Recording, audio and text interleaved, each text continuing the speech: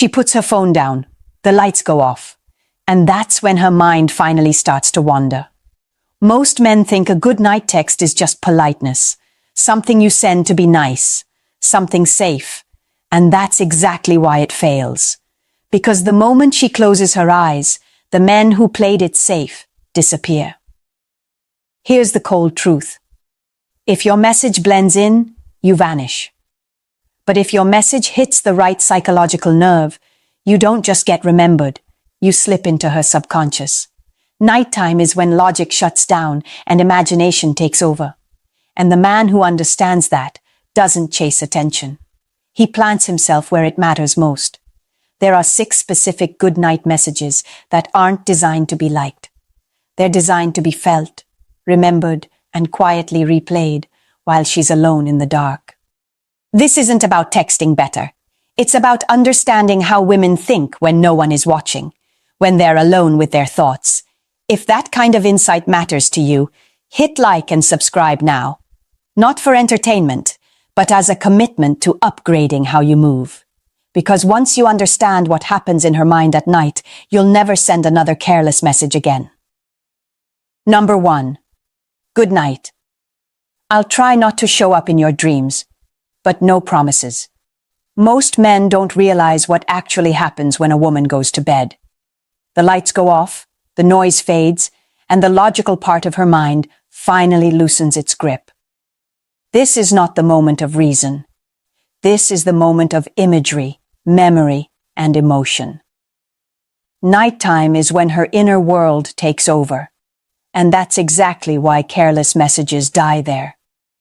When a man sends something predictable like sleep well or sweet dreams, it doesn't offend her. It simply evaporates. It has no weight, no texture, no emotional residue. It gives her nothing to carry into the dark. And if there's nothing to carry, there's nothing to remember. This message works because it doesn't explain itself. It doesn't ask permission. It doesn't check for comfort. It introduces an idea and then steps back. And psychologically, that matters more than most men will ever understand. At night, imagination is stronger than logic. What you imply lands deeper than what you say directly. By mentioning dreams without insisting on them, you place yourself in a space her mind is already drifting toward. You're not forcing an image, you're allowing one. And that distinction is critical. Notice what this line does not do.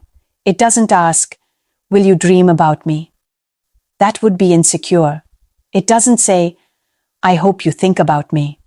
That would be needy. Instead, it assumes presence without demanding proof. That's confidence in its cleanest form. And here's the part most men miss. You're not trying to control her response. You're not waiting for validation. You're not even trying to keep the conversation going. You're planting a thought and letting silence do the rest of the work. Silence at night is powerful. It amplifies whatever was said last.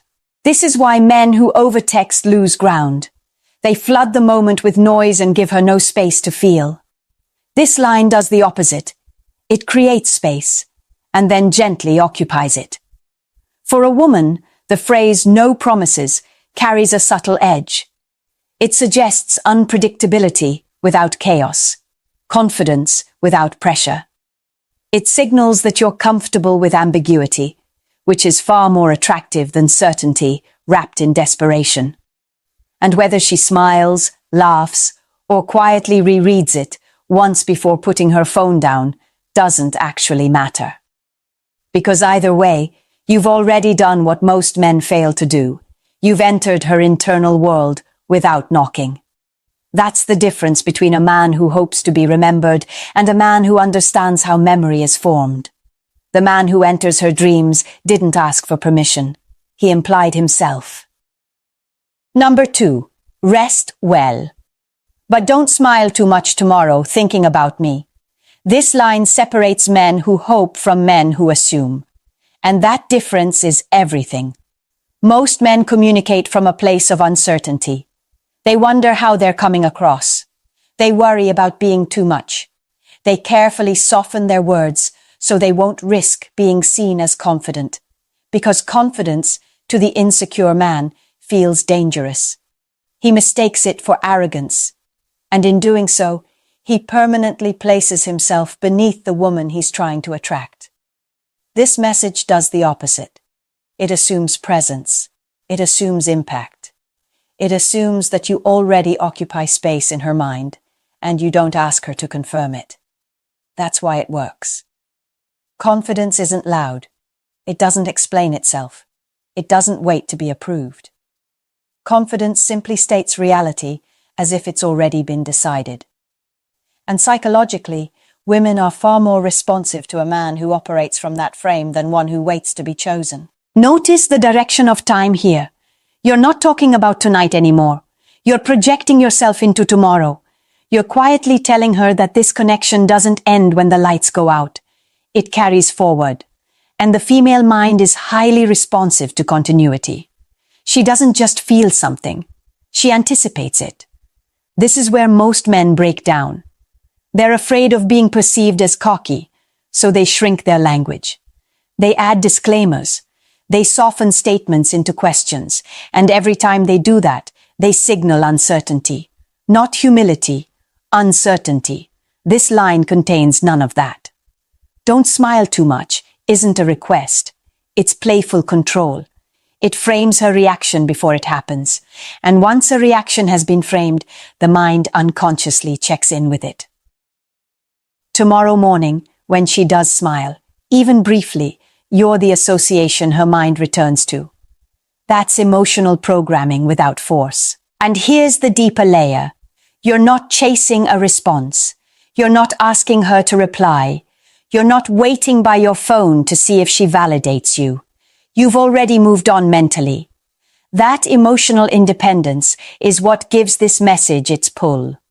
Men who fear being seen as confident stay stuck in neutral. They text carefully, they hope politely, and they wonder why attraction never fully forms. But attraction doesn't grow in safety. It grows in polarity. This message creates polarity because it assumes value instead of requesting it. You're not saying, I hope you think about me. You're saying, I know I crossed your mind. And that certainty, calm, unforced, unapologetic, is what quietly shifts the power dynamic in your favor. Number 3. Good night. I hope your pillow isn't jealous that I'm not there. This is where most men either get it completely wrong or don't dare to go at all. Men are taught that attraction comes from saying more, explaining more, escalating faster. And that's why they either jump straight into clumsy sexual hints or retreat into harmless friendliness. Both fail for the same reason. They leave no room for imagination. This message works because it doesn't describe intimacy. It suggests it. The female mind responds more powerfully to images than to statements. When you give her a picture instead of a proposition, her imagination does the work for you.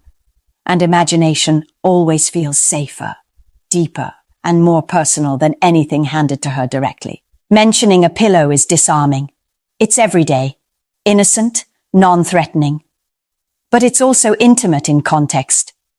A pillow is what she rests her face on, what she hugs without thinking, what absorbs warmth and closeness when no one else is there.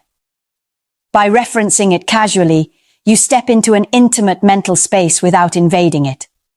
That's the difference between implied intimacy and forced intimacy. A direct sexual hint triggers resistance. It puts her on guard. It makes her assess intent. But an implied image slips past her defenses because it doesn't demand a response. It doesn't ask her to do anything. It simply lets her notice something she hadn't consciously framed before. And here's the critical part. She completes the story herself. Women don't want everything spelled out. When a man over-explains, he kills mystery.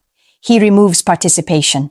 But when you give her just enough, her mind fills in the rest, and whatever she creates internally feels more real than anything you could say out loud. This is why men who try too hard always lose momentum. They crowd the moment. They rush the feeling. They mistake boldness for pressure. This line is bold precisely because it doesn't push. It also subtly reinforces masculinity. There's no apology in it. No checking if it's okay. No emotional hedging. You're comfortable enough to acknowledge closeness without needing to secure it. That comfort communicates strength. And strength to a woman isn't about dominance. It's about ease. About a man who isn't afraid of silence, isn't afraid of implication, isn't afraid of letting her mind wander where it wants to go. When she reads this, she may smile. She may roll her eyes. She may shake her head and put the phone down. But the image has already been planted. And images don't disappear on command. Never say what her imagination can say better. Because the moment she fills in the blanks herself, the connection stops being yours alone. It becomes something she participated in creating. And that's when it lingers. Number 4. Good night. Let me know if I make a guest appearance in your dreams. This line works because it does something most men never dare to do. It leads without asking. Pay attention to the phrasing. Let me know is not a question. It's not seeking permission. It doesn't ask how she feels about it. It assumes a position of calm authority and then leaves the decision entirely in her hands. That combination is rare. Most men communicate in one of two broken modes. They either ask too much, constantly checking for reassurance, or they push too hard, trying to force momentum. Both reveal the same problem: insecurity about their position. This message avoids both traps. By suggesting a guest appearance, you frame yourself as someone who already belongs in her internal world. Guests aren't strangers, they're familiar presences, but you're not demanding entry. You're allowing the possibility, and that's where intrigue is born. Women are deeply responsive to men who can lead emotionally without controlling outcomes. Leadership in this context isn't about dominance. It's about direction. You're setting a frame and letting her choose whether to step into it. That's what makes it attractive. Notice how this line creates curiosity without explanation. It doesn't clarify what kind of dream. It doesn't define the tone. It leaves the image open-ended. And when the mind encounters something open-ended, it naturally tries to complete it. That's where her imagination takes over. Most men would ruin this moment by adding extra words. They'd explain what they mean. They'd soften it with humor. They'd rush to make it safe. And in doing so, they'd drain the power from it. This line stands firm because it doesn't negotiate its presence. There's also a subtle power shift happening here. You're not texting to be chosen. You're texting from the assumption that you're already relevant. That doesn't guarantee attraction, but it creates the conditions for it. Because attraction grows in spaces where a man doesn't chase reactions. And if she never responds, nothing breaks. You didn't ask her to. The message wasn't a bid for validation. It was a seed. Seeds don't demand attention. They wait. This is why men who understand framing always have an edge. They don't flood conversations. They don't panic in silence. They trust the impact of what they place and when they place it. The contrast is sharp. One man texts, hoping she'll pick him. Another texts, knowing he's already entered her thoughts. Women feel that difference immediately, even if they can't articulate it. This line leaves her with a quiet question she didn't have before, and questions that form in silence tend to echo the longest. Number 5. If you wake up with a smile, you'll know who caused it. This message isn't about the night. It's about what happens after. Most men focus all their effort on the moment they send a text. They want an immediate reaction, a reply, a signal that they matter. And in doing so, they miss the deeper game entirely. What actually builds attachment isn't the response, it's the association. Women don't remember exact words. They remember how something made them feel. And more importantly, they remember when that feeling shows up again later, seemingly out of nowhere. That's what this message is designed to do. Mourning is a psychological reset. It's when emotions reassemble themselves before logic fully comes online. The first moments after waking are soft, unguarded, and emotionally open. Whoever is linked to that state holds a quiet advantage. This line creates that link. You're not promising anything. You're not demanding gratitude. You're simply stating a calm certainty that you have an effect. And that kind of certainty lands differently than praise or reassurance ever could. Notice how restrained it is. There's no "I hope," no "maybe," no emotional reach. You're not trying to convince her you matter. You're letting her discover it through her own experience. That's far more powerful. Most men sabotage attraction by doing too much. They over-message. They explain their feelings. They try to stay constantly present, thinking availability equals value. It doesn't. It dilutes it. Emotion needs space to echo.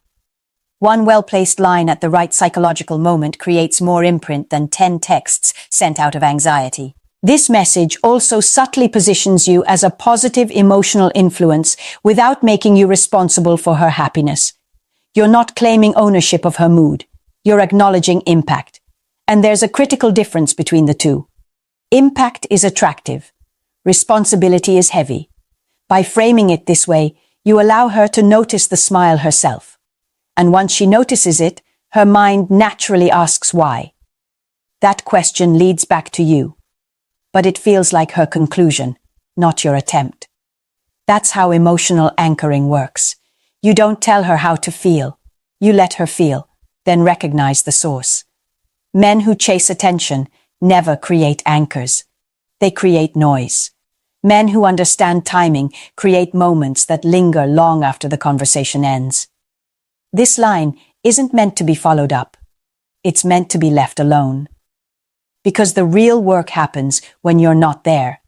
When she wakes up, feels something light, and connects it to you without being prompted. That's when you stop being another name in her phone and start being a presence she carries. Number 6. Good night. If you can't sleep, you know where to find me. This is the closer, and it only works if everything before it has been done right. On the surface, this message sounds simple, calm, almost casual.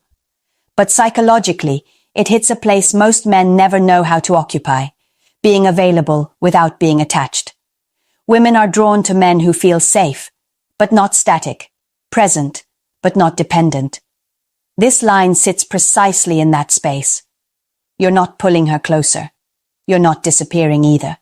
You're standing still and letting her decide. That balance is rare. Most men fall into extremes. They either overstay, dragging conversations late into the night because they're afraid to lose momentum, or they pull away completely, thinking distance alone creates value. Both approaches miss the point. Attraction doesn't grow from absence or pressure. It grows from choice. This message gives her that choice. You're not saying, "Please text me." You're not saying, "I'll be waiting." You're not hinting at disappointment if she doesn't respond. You're simply stating availability without emotional cost. That signals confidence at a deeper level.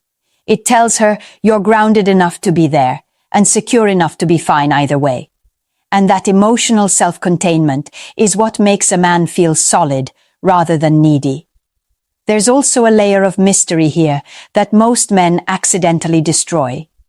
You don't explain what happens if she does reach out. You don't preview the conversation. You don't sell the moment. You let her curiosity do the work.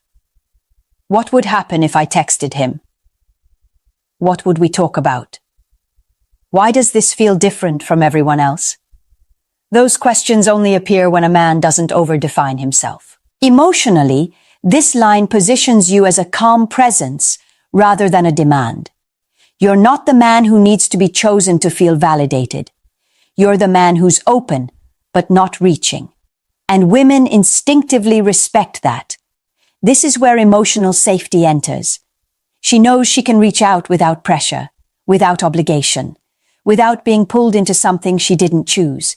And paradoxically, that freedom makes reaching out more likely, not less. Availability without neediness is rare, And rarity creates value. Men who don't understand this try to manufacture closeness. They force connection. They stay talking long past the natural end.